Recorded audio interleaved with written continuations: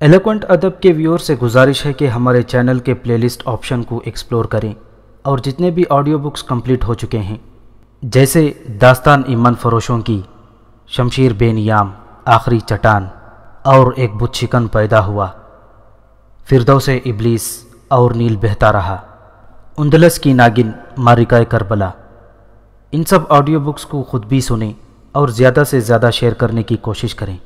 یہی ہمیں سپورٹ کرنے کا بہترین طریقہ ہے۔ جزاک اللہ۔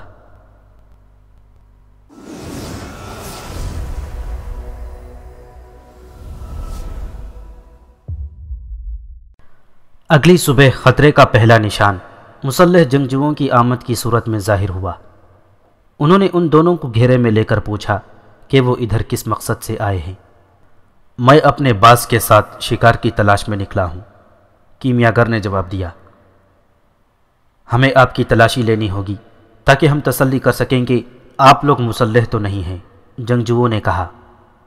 وہ دونوں اپنے اپنے گھوڑوں سے نیچے اتر گئے۔ تمہارے پاس اتنی رقم کیوں ہے؟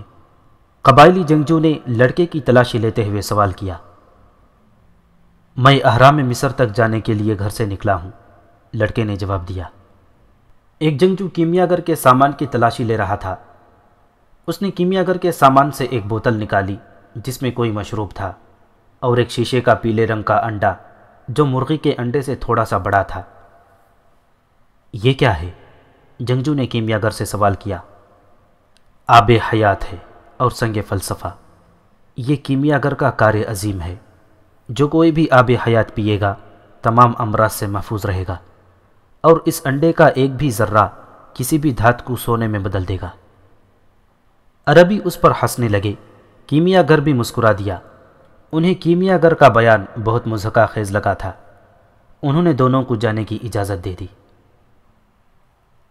آپ ہوش میں تو تھے؟ لڑکے نے بدوؤں کے جانے کے بعد کیمیاگر سے پوچھا۔ آپ نے ایسا کیوں کہا؟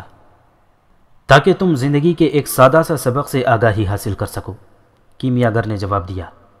جب تمہارے پاس کوئی خزانہ ہو اور تم لوگوں کو بتاؤ تو بہت کم لوگ تم پر اعتبار کریں گے۔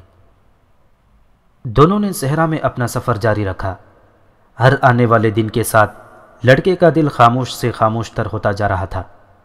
اسے نہ تو ماضی کو جاننے میں دلچسپی تھی اور نہ مستقبل کے بارے میں پریشان تھا۔ وہ صرف صحرا پر غور کرنے میں مگن تھا، اور لڑکے کے ساتھ وہ بھی کائنات کی روح میں غوطہ زن تھا۔ دونوں ایک دوسرے کے دوست تھے اور کوئی بھی دھوکہ دہی کا مرتکب ہونے کا سوچ بھی نہیں سکتا تھا۔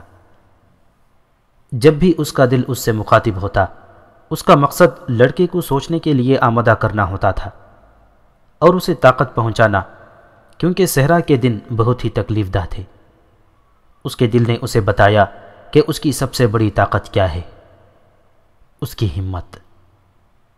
بھیڑوں کو چھوڑ کر اپنے خواب کی تعبیر کی تلاش کی ہمت اور اس کا عزم، جس کا مظاہرہ اس نے کرسٹل شاپ میں کام کے دوران کیا تھا۔ اس کے علاوہ اس کے دل نے لڑکے کو ایک ایسی چیز کے بارے میں بھی آگاہ کیا جس سے وہ اب تک لا علم تھا۔ اس نے اسے ان خطرات کے بارے میں بتایا جو لڑکے کو کبھی لاحق نہیں تھے، مگر وہ ان سے اکثر لا علم تھا۔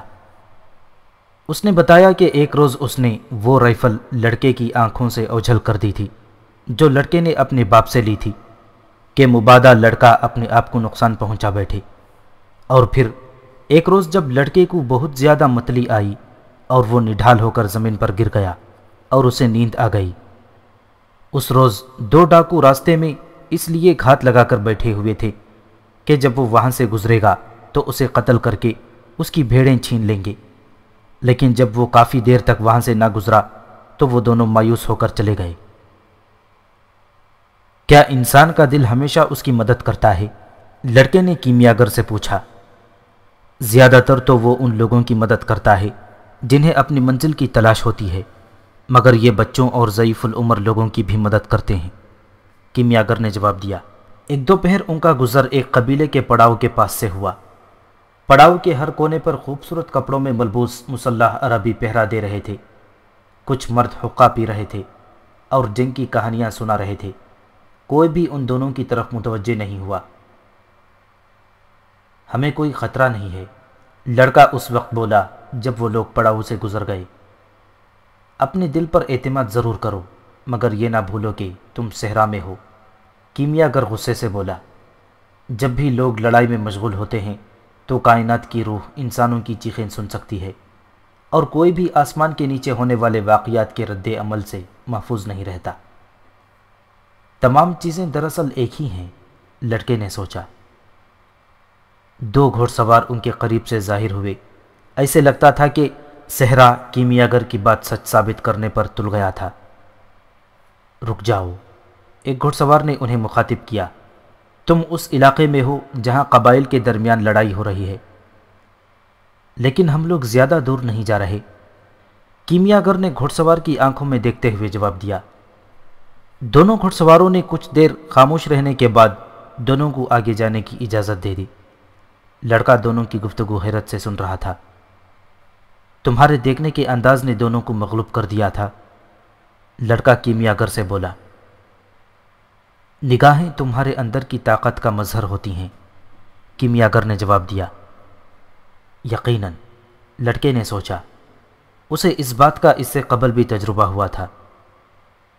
آخرکار دونوں نے ایک پہاڑی سلسلے کو عبور کیا تو کیمیا گر نے بتایا کہ اب وہ لوگ اہرام سے صرف 2 گھنٹے کے فاصلے پر ہیں اور جلد ہی ہمارے راستے جدا ہو جائیں گے۔ تو پھر مجھے کیمیا گری سکھائیے، لڑکے نے التجا کی۔ تم تو پہلے ہی کیمیا گری جانتے ہو، کیمیا گر نے جواب دیا۔ اصل کیمیا گری ہے کائنات کی روح تک رسائی اور ان خزانوں کی تلاش جو تمہارے لیے محفوظ کیے گئے ہیں۔ میں دھات کو سونے میں بدلنے کا فن جاننا چاہتا ہوں، لڑکے نے کہا۔ دنیا میں موجود ہر چیز ارتقاء کے عمل سے گزری ہے، اور دانا لوگوں کے مطابق سونا اس عمل سے سب سے طویل عرصے تک گزرا ہے۔ یہ نہ پوچھنا کہ ایسا کیوں ہوا ہے، کیونکہ میں یہ بھی نہیں جانتا، لیکن مجھے یقین ہے کہ روایت ہمیشہ درست ہوتی ہے۔ لوگ ہمیشہ دانا لوگوں کی بات سمجھنے سے قاصر رہتے ہیں، اس لیے سونا عملاً ارتقاء کی علامت کے بجائے اختلاف کی علامت بن گیا ہے۔ ہر ایک شے کی کئی زبانیں ہیں، لڑکے نے کہا۔ کبھی اونٹ کی آواز میرے لیے صرف ایک جانور کی آواز لگتی ہے، لیکن پھر یہ خطرے کی گھنٹی کے مترادف ہو گئی، اور اب پھر سے یہ صرف ایک جانور کی آواز ہے۔ میری کئی کیمیا گروں سے ملاقات ہوئی ہے، کیمیا گر نے کہا۔ انہوں نے اپنی عمریں لیبارٹریوں میں گزار دیں اور دھات کو اس ارتقاء کے عمل سے گزارا جس سے کہ سونا گزرا ہے۔ ان کی پہنچ سنگ فلسفہ تک بھی ہوئی۔ تب انہیں معلوم ہوا کہ جب کوئی چیز ارتقاء کے عمل سے گزرتی ہے تو اس کے ارد گرد کی تمام اشیاء بھی اس عمل سے گزرتی ہے۔ کچھ کیمیا گروں کو اتفاقاً سنگ فلسفہ تک رسائی مل گئی۔ وہ پہلے ہی نوازے ہوئے لوگ تھے، اور ان کی روح اور لوگوں کی نسبت ان کے لیے پہلے سے تیار تھی، لیکن ان کی تعداد بہت ہی مختصر ہے۔ اور کچھ لوگ ایسے بھی تھے جن کو صرف سونے سے دلچسپی تھی۔ ان لوگوں کو اس راز تک کبھی بھی رسائی نصیب نہیں ہو سکی۔ وہ یہ بھول گئے کہ سیسا، تانبا اور لوہے کی اپنی اپنی منزلیں ہیں، اور جو کوئی بھی کسی اور چیز کی منزل میں مداخلت کرے گا وہ اپنی منزل تک کبھی بھی نہیں پہنچ سکے گا۔ کیمیا گر کے الفاظ لڑکے کو مردہ لگے۔ کیمیا گر نے ریت سے ایک سیپی اٹھائی اور بولا، کبھی یہ صحرا بھی سمندر رہا ہوگا؟ مجھے معلوم ہے، لڑکے نے جواب دیا۔ کیمیا گر نے لڑکے کو کہا کہ وہ سیپی کو اپنے کانوں کے ساتھ لگائے۔ لڑکے نے بچپن میں کئی بار سیپی اپنے کانوں کے ساتھ لگائی تھی اور اسے سمندر کی گونج سنائی دی تھی۔ سمندر اس سیپی میں اس لیے سما گیا ہے کہ یہی اس کی منزل ہے، اور یہ اسی طرح رہے گا جب تک صحرا دوبارہ سمندر میں نہیں بدل جاتا۔ دونوں اپنے گھوڑوں پر سوار ہوئے اور اہرام کی سمت چل پڑے۔ سورج غروب ہونے کے قریب لڑکے کو خطرے کی گھنٹی سنائی دی۔ دونوں اونچے اونچے ٹیلوں میں گھر گئے۔ لڑکے نے کیمیا گر کی طرف دیکھا کہ اس نے کچھ محسوس کیا تھا یا نہیں، لیکن وہ کسی بھی خطرے سے بے نیاز تھا۔ 5 منٹ بعد دونوں کا سامنا 2 گھوڑ سواروں سے ہوا جو شاید ان کے انتظار میں تھے۔ اس سے قبل کہ لڑکا کیمیا گر سے کچھ کہتا، ان گھوڑ سواروں کی تعداد 10 اور پھر 100 ہو گئی، اور پھر وہ ٹیلوں میں ہر طرف پھیلے ہوئے نظر آنے لگے۔ یہ نیلے کپڑوں میں ملبوس قبائلی تھے، اور ان کے چہرے نیلے نقابوں کے پیچھے چھپے ہوئے تھے، اور صرف ان کی آنکھیں نظر آ رہی تھیں۔ اتنے فاصلے کے باوجود ان کی نظریں ان کی اندرونی کیفیت کی مظہر تھیں۔ ان کی آنکھوں میں موت جھلک رہی تھی۔ دونوں کو ایک فوجی کیمپ میں لے جایا گیا۔ ایک محافظ دونوں کو ایک ایسے خیمے میں لے گیا جہاں سردار میٹنگ میں مصروف تھا۔ یہ دونوں جاسوس ہیں، ایک محافظ نے کہا۔ ہم تو صرف مسافر ہیں، کیمیاگر نے جواب دیا۔ 2 دن قبل تم دونوں دشمن کے ایک کیمپ کے قریب دیکھے گئے تھے اور تم دشمن کے ایک آدمی سے محوِ گفتگو تھے، ایک سردار نے کہا۔ میں تو ایک صحرا میں آوارہ گردی کرنے والا شخص ہوں، مجھے قبائلی کی لڑائی سے بالکل کوئی دلچسپی نہیں ہے اور نہ ہی مجھے ان کی حرکات کے بارے میں کوئی علم ہے۔ میں تو صرف اپنی دوست کی رہنمائی کر رہا ہوں، کیمیاگر نے کہا۔ تمہارا دوست کون ہے؟ سردار نے پوچھا۔ کیمیاگر ہے، کیمیاگر نے جواب دیا۔ یہ قدرت کی طاقتوں کو پہچانتا ہے اور آپ کے سامنے اپنی غیر معمولی طاقت کا مظاہرہ کرنا چاہتا ہے۔ لڑکا خاموشی اور خوف سے سن رہا تھا۔ ایک غیر ملکی یہاں کیا کر رہا ہے؟ ایک اور عرب نے پوچھا۔ یہ آپ کے قبیلے کو دینے کے لیے رقم لایا ہے۔ اس سے قبل کہ لڑکا بولتا، کیمیاگر نے جواب دیا اور لڑکے کے تھیلے میں سے سونے کے سکے نکال کر سردار کے حوالے کر دیے۔ سردار نے خاموشی سے یہ سکے وصول کر لیے۔ یہ بہت سارے ہتھیار خریدنے کے لیے کافی تھے۔ کیمیاگر کیا ہوتا ہے؟ سردار نے سوال کیا۔ کیمیاگر وہ شخص ہوتا ہے جو دنیا اور قدرت کو جانتا ہے۔ اگر یہ چاہے تو آپ کے اس کیمپ کو صرف ہوائی طاقت کے ذریعے ملیا میٹ کر سکتا ہے۔ خیمے میں قہقہے گونجنے لگے۔ وہ سب لوگ جنگ کی ہلاکت خیزیوں کے عادی تھے اور انہیں یقین تھا کہ ہوا ان کا کچھ بگاڑنے سے قاصر تھی، لیکن پھر بھی ان کے دلوں کی دھڑکنیں تیز ہو گئی تھیں۔ وہ صحرا نشین تھے اور خطرناک جادوگر تھے۔ میں یہ دیکھنا چاہوں گا کہ لڑکا یہ سب کچھ کس طرح کرتا ہے، سردار نے کہا۔ اس کام کے لیے اسے 2-3 دن درکار ہوں گے، کیمیاگر نے جواب دیا۔ یہ اپنے آپ کو ہوا میں تحلیل کرے گا تاکہ آپ کے سامنے اپنی طاقت کا مظاہرہ کر سکے۔ اگر یہ ایسا کرنے میں ناکام رہا تو آپ کو اپنی جان کا نذرانہ پیش کرے گا۔ تم مجھے اس چیز کا نذرانہ کیسے پیش کرو گے جو ہے ہی میری ملکیت؟ سردار نے غصے سے جواب دیا۔ انہیں 3 دن کی مہلت دے دی گئی۔ لڑکے کا خوف کے بارے برا حال ہو رہا تھا۔ کیمیاگر نے اسے سہارا دیا اور وہ دونوں خیمے سے باہر آ گئے۔ انہیں یہ مت معلوم ہونے دو کہ تم خوف زدہ ہو، کیمیاگر نے اس کے کان میں سرگوشی کی۔ یہ بہادر لوگ ہیں اور بزدلی سے نفرت کرتے ہیں۔ لیکن لڑکا کچھ بولنے سے قاصر تھا۔ انہیں قید کرنے کی ضرورت نہیں تھی، کیونکہ صحرا میں سواری کے بغیر ہر انسان قیدی ہی تھا اور ان کے گھوڑے پہلے ہی ضبط ہو چکے تھے۔ ایک دفعہ قدرت نے پھر اپنی کئی زبانوں کا مظاہرہ کیا تھا۔ صحرا جو صرف تھوڑی دیر پہلے آزادی کی علامت تھا، اب ایک ناقابل عبور فصیل کی شکل اختیار کر گیا تھا۔ تم نے انہیں میری جمع پونجی دے دی، لڑکے نے کیمیاگر سے گلہ کیا۔ وہ سب کچھ جمع کرنے میں نے پوری زندگی گزاری ہے۔ اس دولت کی تمہارے لیے کیا حیثیت ہوتی اگر تم زندہ ہی نہ ہوتے، کیمیاگر نے جواب دیا۔ تمہاری دولت نے ہمیں زندگی کے 3 دن مہیا کیے ہیں اور دولت انسان کو اتنا کچھ کبھی نہیں دے سکتی۔ لڑکا اتنا خوف زدہ تھا کہ اس پر دانائی کی باتوں کا کوئی اثر نہیں ہو رہا تھا۔ اسے کچھ سمجھ نہیں آ رہا تھا کہ وہ اپنے آپ کو ہوا میں کیسے تحلیل کرے گا۔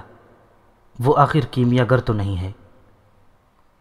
کیمیاگر نے محافظ سے قہوہ منگایا اور لڑکے کی کلائی پر تھوڑا سا قہوہ انڈیلا۔ اس کے جسم میں سکون کی ایک لہر دوڑ گئی۔ کیمیاگر نے زیر لب کچھ پڑھا جو اس کی سمجھ سے بالاتر تھا۔ اپنے آپ پر خوف مت طاری ہونے دو، کیمیاگر نے نرمی سے کہا۔ اگر تم نے ایسا کیا تو تم اپنے دل سے مخاطب نہیں ہو سکو گے۔ لیکن مجھے نہیں معلوم کہ میں اپنے آپ کو ہوا میں کیسے تحلیل کروں، لڑکے نے کہا۔ اگر کوئی اپنی منزل کی تلاش کی لگن رکھتا ہے تو اسے ہر اس چیز کا علم ہوتا ہے جس کی اسے ضرورت ہوتی ہے۔ صرف ایک چیز اس خواب کی تعبیر تک پہنچنے میں رکاوٹ ہوتی ہے، وہ ہے خوف، ناکامی کا خوف، کیمیاگر نے جواب دیا۔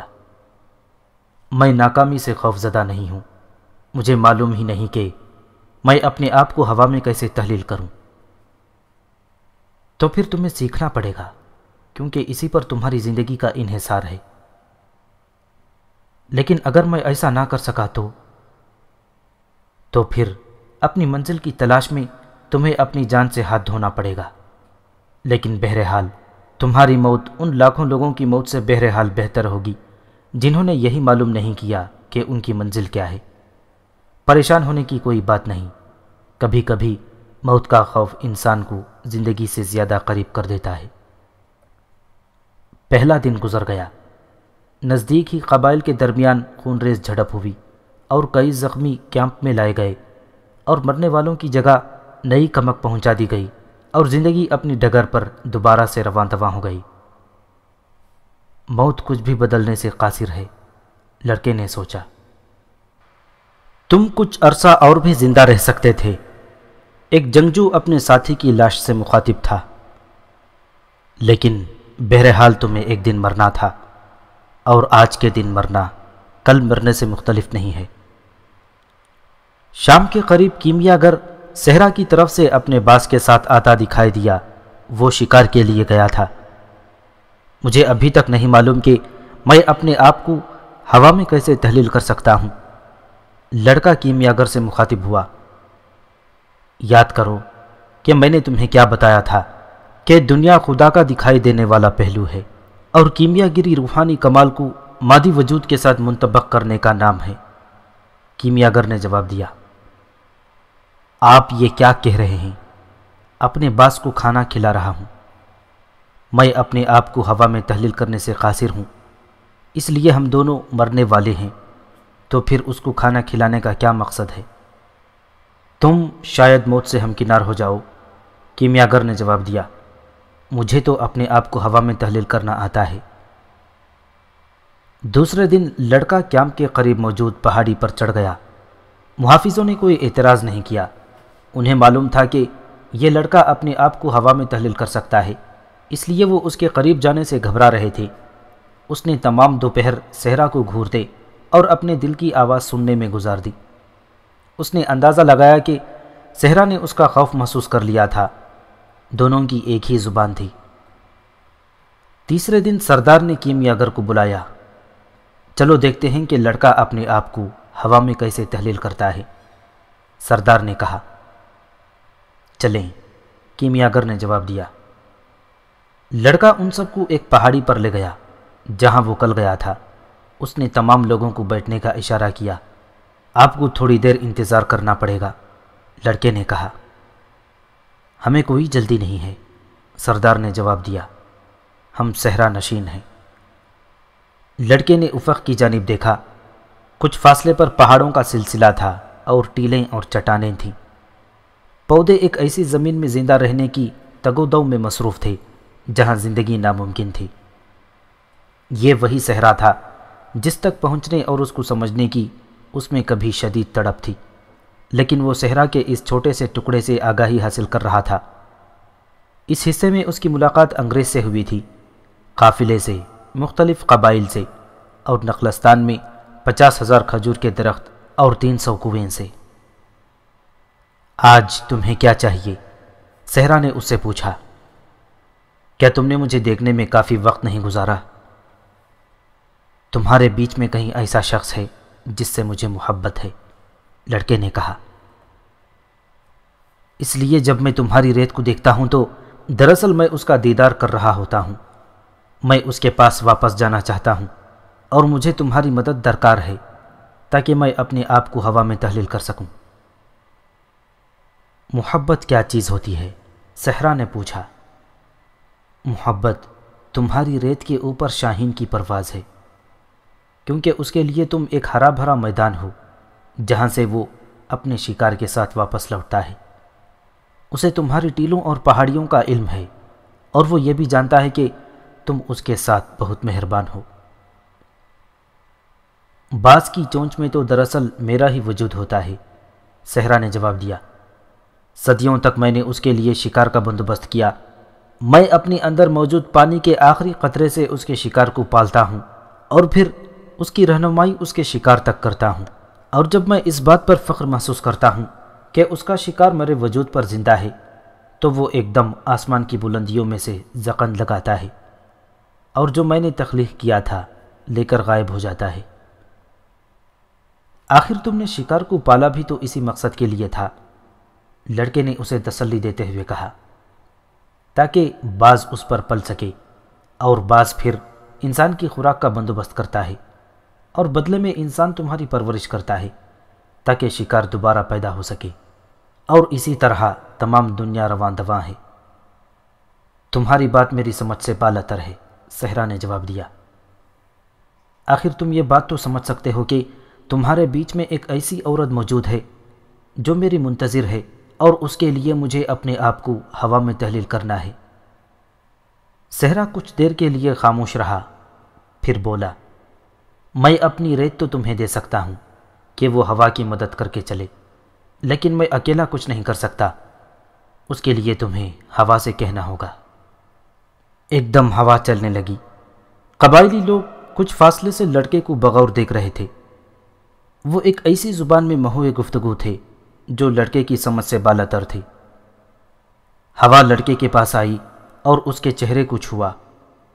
وہ اس کی صحرا کے ساتھ ہونے والی گفتگو سے واقف تھی، کیونکہ ہوا سب کچھ جانتی ہے۔ اس کی کوئی جائے ولادت نہیں ہے، اور نہ ہی اسے موت کا کوئی ڈر ہے۔ وہ بلا خوف و خطر پوری دنیا میں گھومتی ہے۔ میری مدد کرو، لڑکے نے ہوا سے التجا کی، جس طرح ایک دن تم نے میرے محبوب کی آواز مجھ تک پہنچانے میں میری مدد کی تھی۔ تمہیں صحرا اور ہوا کی زبان کس نے سکھائی ہے؟ میرے دل نے، لڑکے نے جواب دیا۔ ہوا کے کئی نام ہیں۔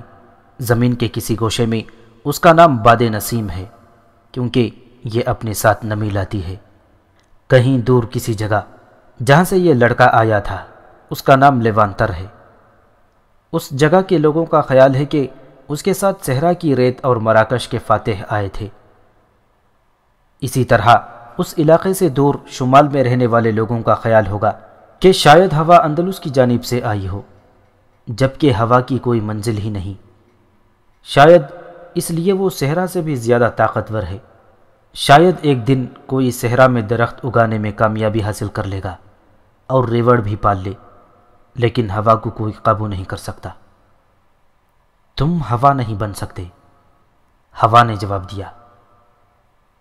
ہم دو بالکل مختلف وجود ہیں۔ یہ حقیقت نہیں ہے، لڑکے نے جواب دیا۔ میں نے کیمیا گری کا گر اپنے سفر کے دوران سیکھا۔ میرے اندر ہوا، صحرا، سمندر، فلک، ستارے اور غرض سب کچھ موجود ہے۔ ہم ایک ہی ہاتھ کی تخلیق ہیں، اور ہمارے اندر ایک ہی روح کار فرما ہے۔ میں تمہارے جیسا ہونا چاہتا ہوں، اور دنیا کے ہر گوشے میں پہنچنا چاہتا ہوں۔ صحرا عبور کرنا چاہتا ہوں جس نے میرے خزانے کو ڈھانپ رکھا ہے، اور اس عورت کی آواز تک جانا چاہتا ہوں جس سے مجھے محبت ہے۔ میں نے ایک دن کیمیا گر کے ساتھ تمہاری گفتگو سنی تھی، ہوا نے کہا۔ وہ کہہ رہا تھا کہ ہر ایک چیز کی اپنی منزل ہے، لیکن آدمی کی منزل ہوا میں تحلیل ہونا نہیں ہے۔